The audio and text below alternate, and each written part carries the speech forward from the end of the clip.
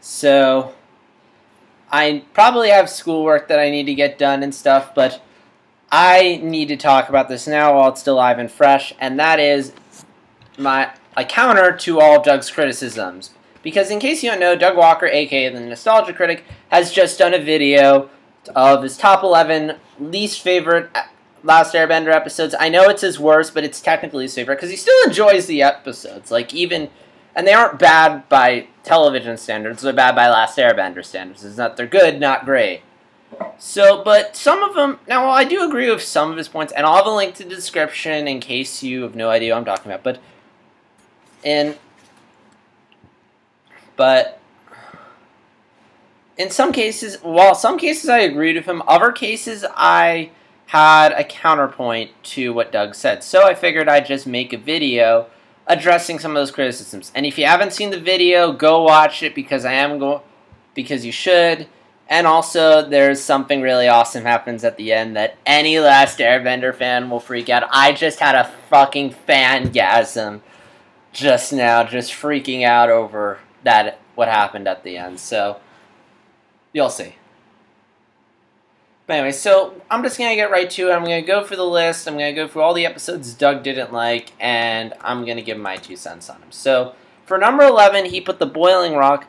And Doug's criticism was that you could have done this in one episode. And while I do agree, this is a very important episode. It's the episode where May and Tylee betray Azula, which causes her to go crazy. And that's a big thing. And you need time to flesh that out. Think about it. Think of all the stuff that happens. We need to establish learning where the prison is. We need to have him get there, learn where the prison is, meet up with Suki, meet up with his dad, formulate an escape plan, and escape. Azula shows up and escape. And along with that, they need to have, take time out of the story to reestablish May's relationship with Zuko, have that sink in, so that way when she turns, it feels rushed. And I feel like you could have done one episode, but it would have felt a little rushed. And for something that big, it can't feel rushed. This is the beginning of the end for Azula, so you need to take time out of your story for that to happen.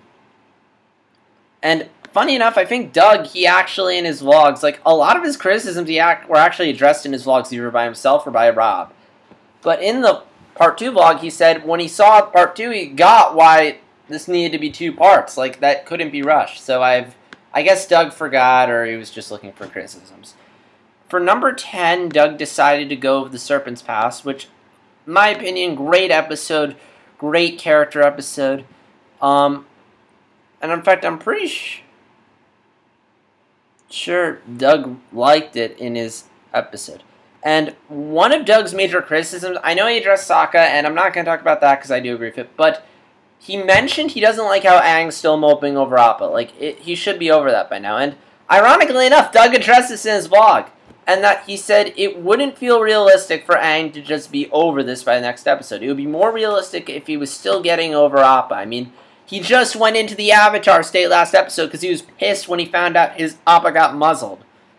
So it wouldn't make sense if he was bright and smiley. He still needs to be feeling, even if he's not completely pissed anymore, he still needs to feel somewhat upset about it. And this arc is kind of just helping him get over it, back on his feet. So I don't disagree with I disagree with that point. Again, I think it's something Doug mentioned in his vlog.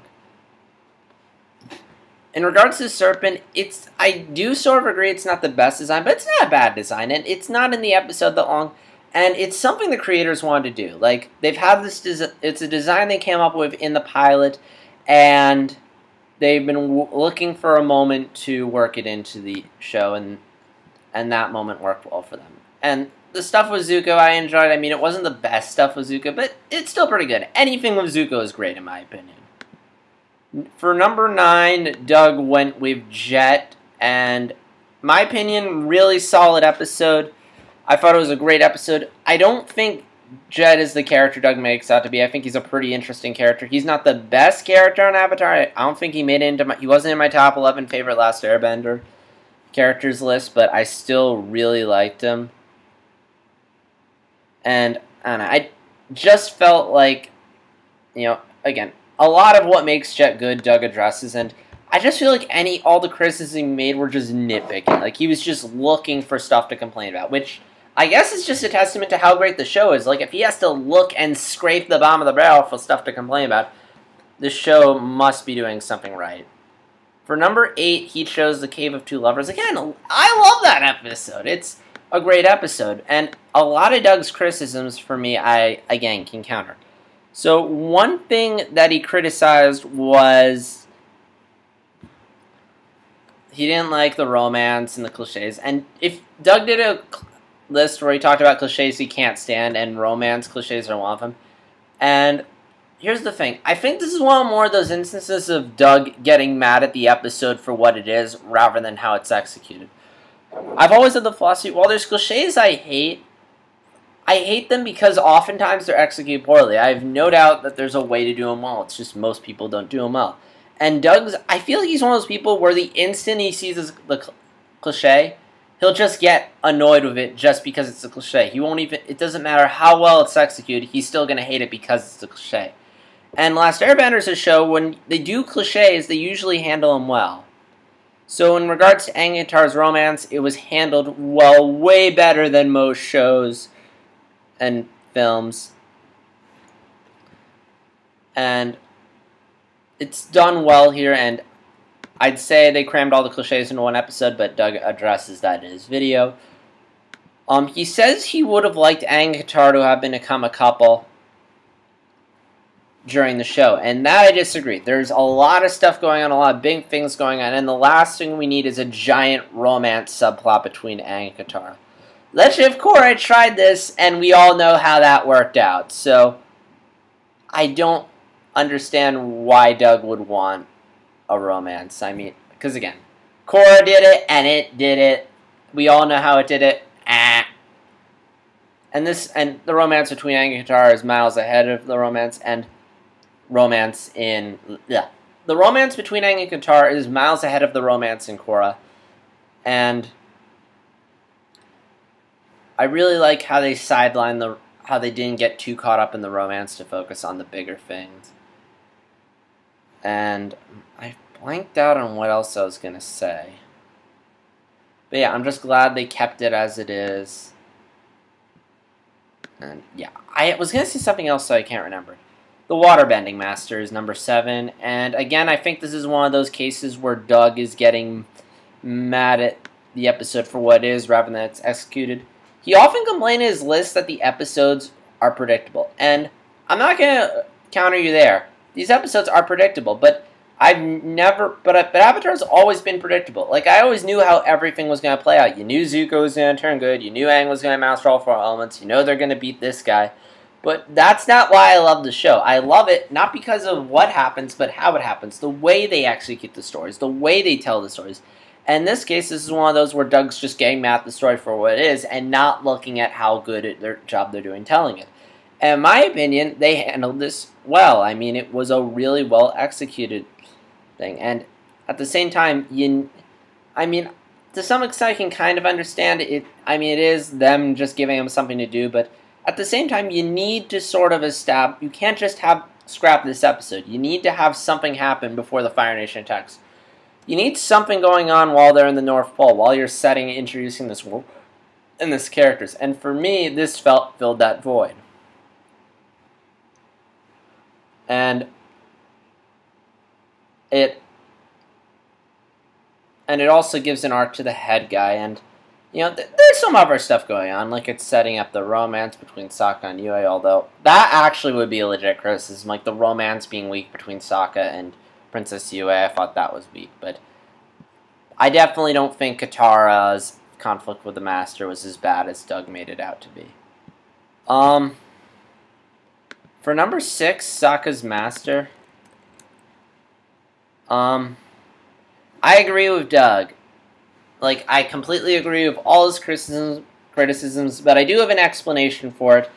And it's one of those things where I'm not sure if he's listened. He has Last Airbender on DVD, but I don't know if he's listened to the creator commentaries, because they do explain the story behind this episode. And that is, the creators, like, a lot of the moves in Last Airbender are based off of actual martial arts.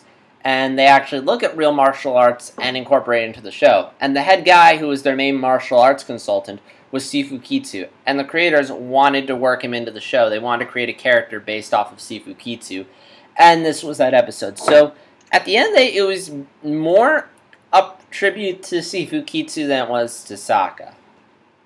So that's how the episode got created, but I completely agree with Doug's criticisms. We don't need an episode to explain why Sokka's useful. The show's already done that countless of times. Everyone loves Sokka. His boomerang is his signature weapon, and I remember that more than his space sword. Although it would be cool if we found it in Legend of Korra. But I digress. Especially if this season takes place in the Fire Nation. Okay, so for the next episode, Doug talked about the swamp. This is an episode I do agree with Doug. It's not one of the best episodes, but I like it for different reasons than Doug. For me, first off, he complains about the episode for being set in a swamp. I don't think that's an issue. My issues are, I'm more concerned with story and character-related stuff that happens in it than the location. Again, when I'm talking about episodes, I'm more interested in what happens than where it happens. And again, it just feels like Doug looking for something to complain about, like scraping the bottom of the barrel. While I do agree the visions don't do much, why he criticizes it because Sokka and Katara's visions don't add much to the story. And while I do agree, it is providing a bit of insight into the characters. And this basic episode, while it was filler, it was giving the characters time to breathe, and that's one thing I do enjoy about Avatar. Although I do feel like it's a little slow and fillery, but I don't certainly think it's bad. I still enjoy it. I rewatched it a few months ago, and I still enjoyed it. It wasn't my favorite episode of Last Airbender, but I still enjoyed it. They were marathoning Last Airbender episodes on Nickelodeon. I was considering skipping this one, but I didn't, and I enjoyed it. Again, I do agree with Doug's I do agree that this isn't the best episode, but it's for different reasons. Alright, so number 4 is The Painted Lady, and this is a criticism. Doug's criticism about this episode is one of those things where it's this is actually addressed in the vlog. This is one of those ones where Rob was sitting in on the vlog, and he actually countered a lot of Doug's criticisms, so I'm not going to waste too much time talking about it, because if you want to hear the counter, just watch the vlog. But basically, for me, I wasn't looking at this more as a pollution episode. I mean, it's in there, but I didn't think it was, in your face, the way Doug says it is. It was establishing the idea that there are good people in the Fire Nation, and that the real bad guys are the military guys on the top, which we see in this episode. And then there's Rob. This is what Rob pointed out. There's a clash of ideologies about what's the right thing to do. Is it smart to take the direct approach to the Fire Lord, or help the little people on the way at the expense of helping the other people, or just help everyone at the expense of directly taking out the Fire Lord? But yeah, I didn't think the violence scene was as front and center as Doug thought it was. And for the headband, again, I think this is another one of those. It was addressed in the vlog by Rob, so watch that one if you want more of it. But Doug criticizes it for being a Footloose ripoff. I didn't think it was as front and center as Doug makes it out to be. It was more about establishing how the kids in the Fire Nation are no different from the kids in other nations, and the real problem is the guys running it, and establishing how the Fire Nation is brainwashing these kids and making them bad, similar to kind of what the Nazi movement did.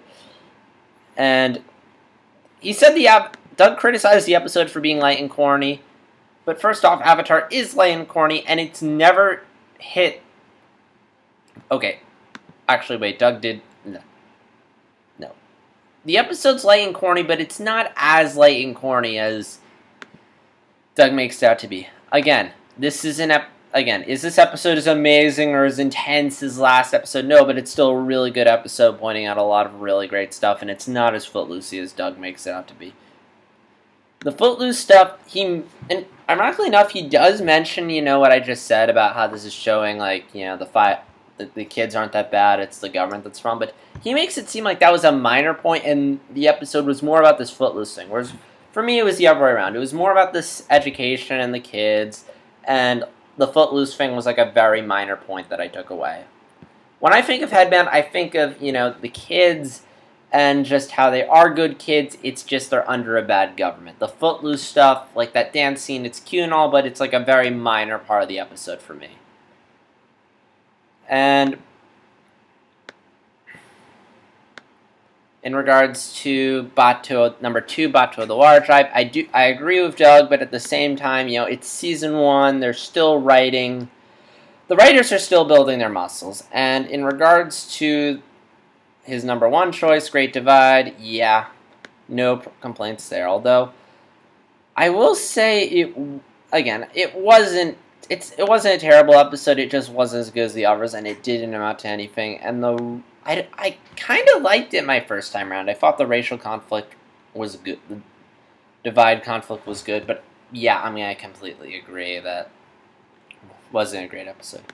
And, yeah, that's all I have to say about in regards to countering Doug. I hope if Rob sees this, I'm going to post this on Rob's Facebook. Hopefully, if he responds, cool. If not, whatever. But, yeah, I just want to provide some counters because in a lot of cases, Doug's just scraping the bottom of the barrel for stuff, getting mad at the episode for being what it is rather than looking at how well it's executed. In some cases, he even addresses the criticisms in his vlog.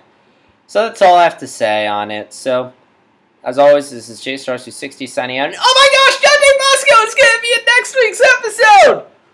So until then, JStars260 signing out.